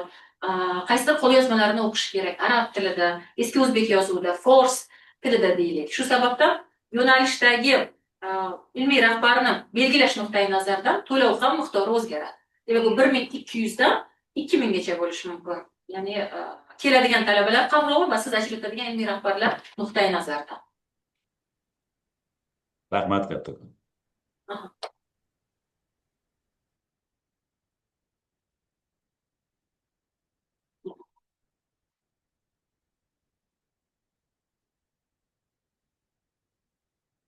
mumkinmi? Aha, Assalomu alaykum. assalomu Hurmatli alaykum. mana shu ajoyib tadbirning ishtirokchilari, tashkilotchilari, haqiqatda bu juda dolzarb masala bo'yicha bu seminarda hozir qatnashib man nima deydi foydali ko'p ma'lumotlarni oldim. O'zim compliance nazorat bo'limining boshlig'iman va ta'lim jarayonida ta'lim sifatini oshirishda mana shu hamkorlik juda muhim ekanligi haqida man o'zim Erasmusni elamnisiman, bir necha loyihalarda qatnashganman. Bu degani mana shu tashkil qiladigan seminarlarning adresini qilsak juda yaxshi bo'lar edi. Chunki hozirgi kunda katta ko'pchilik oliy o'quv yurtlaridan chet elga safarga juda ko'p o'qituvchilarni, kafedra mudirlarini, dekanlarni, barcha mana shu o'rta qatlamdagi immuniy inklyuziya bo'yicha faoliyat olib boradigan xodimlarimizni chetga chiqarib turibmiz.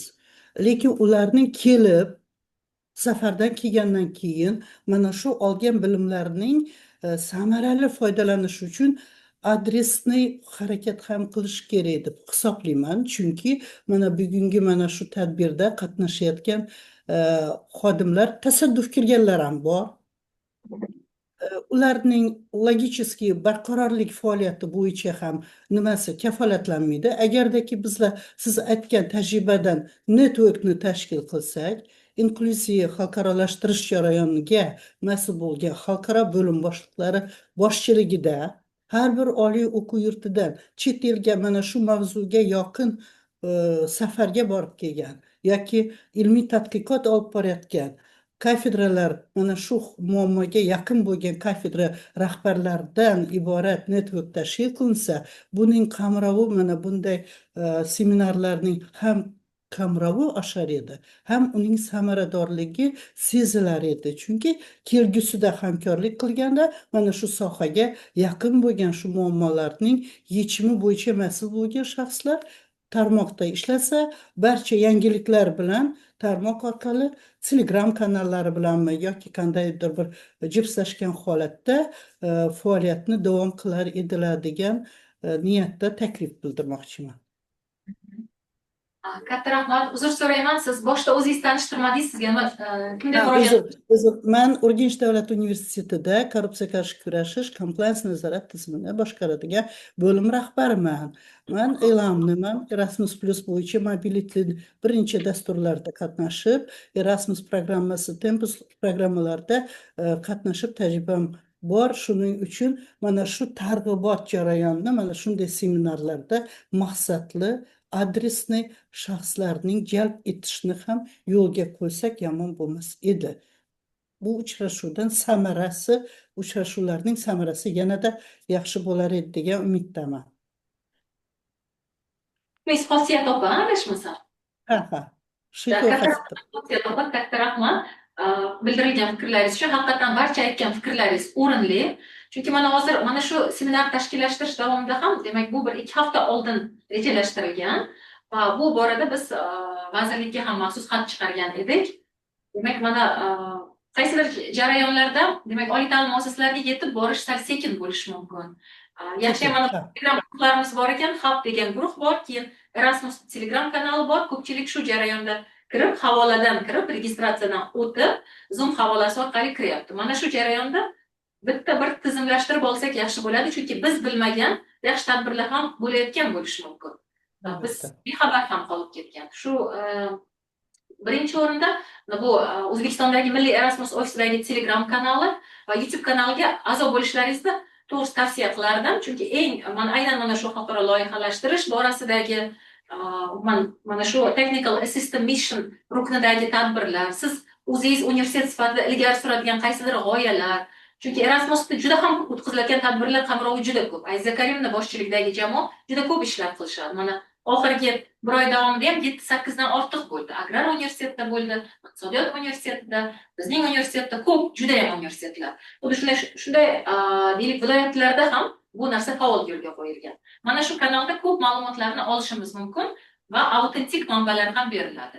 Va siz aytgan mana bu jipslashish fikri juda ma'qul, chunki alohida deylik universitet juda bir katta universitet, salohiyati keng bo'lsa-da, ko'p ishlarni qila olish mumkin. Hamkorlikda qilinadigan ishlar ham juda mo'l to'g'risi. Mana bittasi shu Erasmus loyihasi. Hozir endi fevralga juda kam ham qoldi-ku. Mana shu jarayonda qaysidir fikrlarni brainstorming orqali qilib bitta loyihani pishirish ham mumkin. Deylik, bir universitet bir fikrni o'yladi, uni hamkori, uchinchi hamkori qaysidir bir ustunini to'ldirdi. Demak, to'g'ri kelish, komandani shakllantirish shunaqa kichik qadamlardan boshlanadi. Katta rahmat sizga. Sizga ham rahmat. Agar kimdadir fikr bo'lsa, eshitamiz. Agar bo'lmaydigan bo'lsa, jarayonni yakunlardik. Barchani ko'rmayapman, qo'l ko'tarishyapmi to'g'risi?